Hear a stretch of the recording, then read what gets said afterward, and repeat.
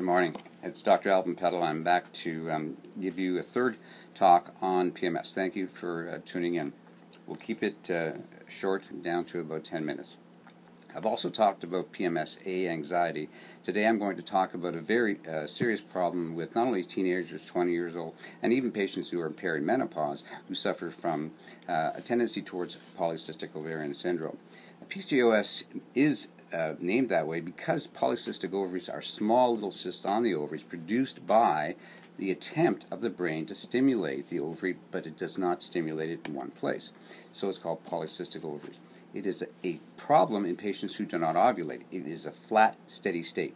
Now we're going to show you at the end of the talk about how the hormones should look in a smooth cyclical state where the estrogen rises slowly, it comes up to the maximum that the patient can handle, and that's different for every person, and then drops as progesterone rises in the second half of the cycle. With no pregnancy, you then get menstruation. So the smooth functioning of a cycle, a beautiful cycle in females, produces not only life, but produces complicated hormones. A steady state is a flat state, like men. And I hate to say this, but now we're on the topic of men. Testosterone in men is not the real problem as we get older. It is the estrogen that's produced from the testosterone that is the same thing that 50 years of women have been suffering from with breast cancer, uterine cancer, and ovarian cancer. Now men have been inflicted with the same problem because we have such a huge amount of estrogen in our society. That's for another time. Estrogen dominance is causing in males prostate cancer and breast cancer, and welcome to the world of women for the last 50 years. Unfortunately, many allopathic physicians still continue to give too many hormones orally. Birth control pills can have a positive effect on acne, yes, and temporarily I do use them. I used to give lectures for PMS and also for birth control pills. But knowing what I know now in the last 20 years of using natural hormones, using natural products, it's very obvious that if you have an ovary that's immature and starts late, like a menarche of 13 or 14, you have already an ovary that is not ovulated. It does not make sense to me to suppress that ovary for 5 to 10 years just to reduce a menstruation artificially from a pill. What some mothers have brought their teenagers in for is to help the body to understand what it's supposed to be doing. In other words, making a cycle. What we do in that case is, some cases, use saw palmetto. It's been known for years that saw palmetto has blocked testosterone. And saw palmetto, no one has ever thought of it to use in females. Well, I did. I made a product called saw palmetto for women. Why? Because over the last 20 years I have documented proof of DHT's dropping, dihydrotestosterone, being the female hormone that comes from their own testosterone. The reason they have DHT more than the other women is because they have an enzyme called 5-alpha reductase, making them a strong female, muscular and strong, but also unfortunately producing the side effects of a strong testosterone. So I made a product called Saw Palmetto Plus for women.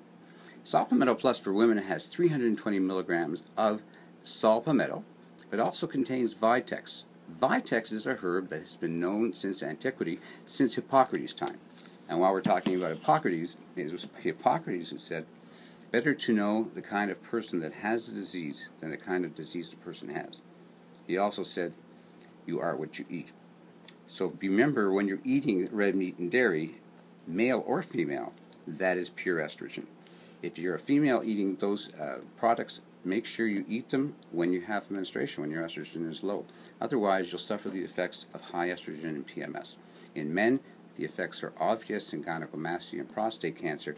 As one gets older, this dominance of estrogen that we've been living with for 50 years has to stop.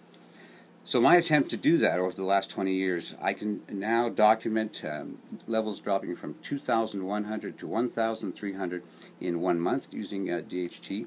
I have another patient here who has 2,000 down to 1,000 simply using DHT.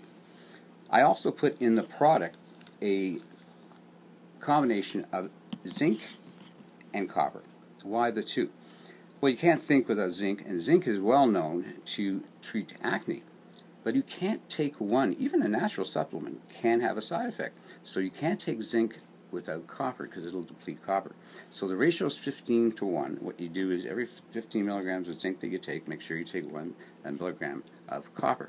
So I've done that in the bottle, inclusive using 30 milligrams of zinc and 2 milligrams of copper, and also I put some saw palmetto in the product.